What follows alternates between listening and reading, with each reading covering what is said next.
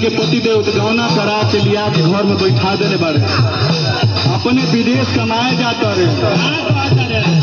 और रोकल चाहतारी रोको तारी कह तारी कौना भाव में कह तारी अरे गवना करवला पिया घरे बैठवला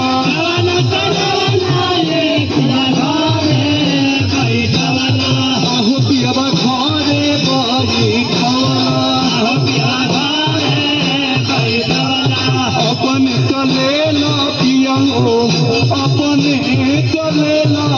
हो पूर्वी पानी धिया चले ला पिया हो पूर्वी पानी धिया अपने चले ला पिया हो पूर्वी पानी धिया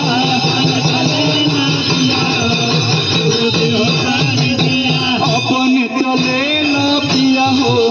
पूर्वी पानी धिया अपने चले ला पिया हो तारिया कह तारी अरे के करा से हो तभी पिया के करा से बोलबी के करा से हो तभी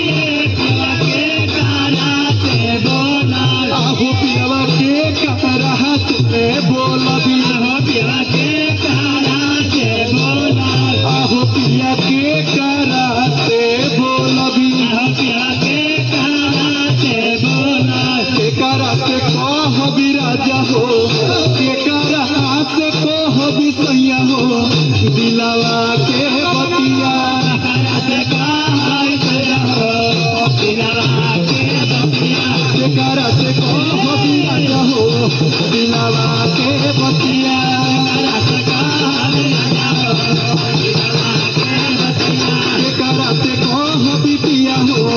दिलावा के बतिया भैया हो आगे का भइल कह तारी की देखी